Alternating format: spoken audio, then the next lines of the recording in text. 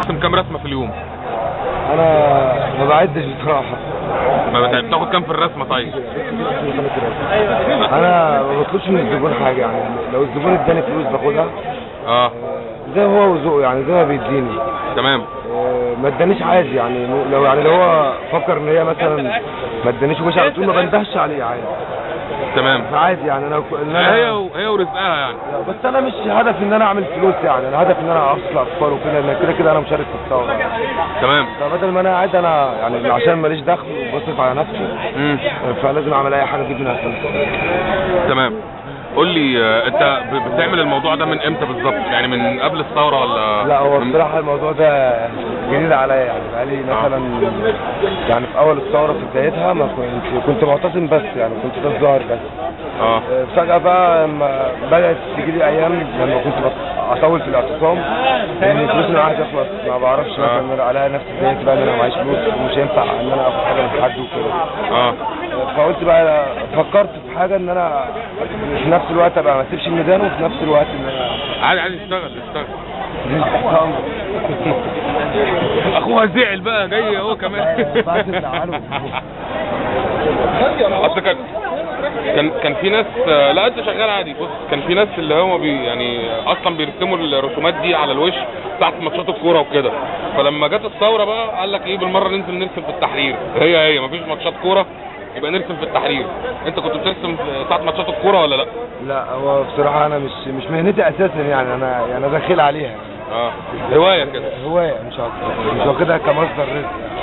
لكن يعني كون ان انا موجود في التحرير فشغال فيها، يعني انا لو الاعتصامات خلصت ومشيت فخلاص هرجع بقى للشغل الاساسي. بتحس ان العيال الصغيره بتبقى فرحانه وانت بترسمهم على وشهم؟ بحس بسعاده كبيره اكتر كمان لما الاقي ان انا بسطت حد. بص كده يا حماده، كده بص ارسم لك قلب. تعالى كده يا حبيبي، ارسم لك اي لاف يو ايجيبت.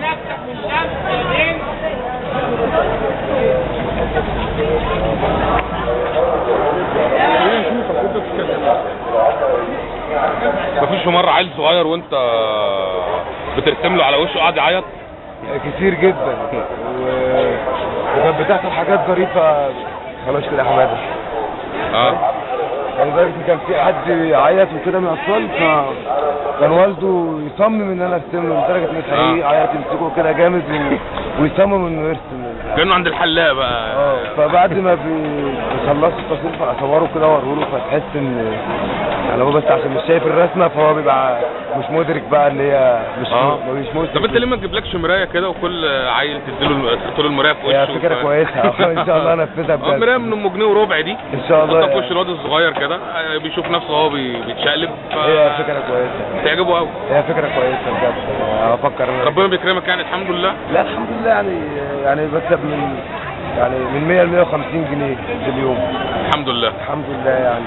احسن من اي حاجه بطاله يعني. احسن من اي حاجه. وبعدين يعني برضو لازم الواحد برضو يفكر في حاجه احسن ما اقول لحد اديني مثلا فلوس، او ان انا مثلا اسيب لي اعتصام وانا يعني الوقت دوت اللي كان محتاجني فيه، ما ينفعش ان انا اسيبه.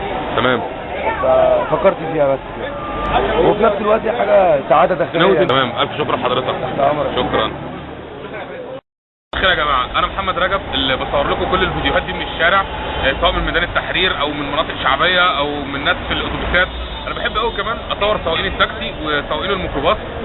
كل الفيديوهات اللي بتحتاج حد يكون موجود ساعه الحدث ولو حتى بالصدفه، ويكون جاهز بالكاميرا بتاعته لمده 24 ساعه في اليوم. انا ما بنزلش من البيت غير والكاميرا بتاعتي معايا. عشان كده الحمد لله كل الفيديوهات اللي بتقابلني صدفه وينفع اصورها بصورها. انا كل اللي طالبه منكم حاجه واحده، ان انت لما تتفرج على فيديو ويعجبك تعمل حاجتين: تعمل له شير وتعمل سبسكرايب عندي للشانل بتاعتي على اليوتيوب.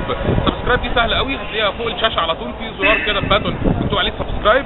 دوس على سبسكرايب، اعمل لايك، اعمل شير للفيديو، اكتب كلمتين حلوين وانت بتشير الفيديو. ده هيخلي الفيديو اللي انت حبيت تشوفه او حبيته بعد ما اتفرجت عليه ناس كتير غيرك يتفرجوا على الفيديو. وانا الحمد لله كل الفيديوهات اللي بصورها لازم يكون فيها معنى وفيها مضمون يوصل رساله محترمه لكل الناس اللي بنسميهم انترنت يوزرز او يوتيوبرز. بشكركم وبشكر حضراتكم وانتم بتتفرجوا على الفيديو.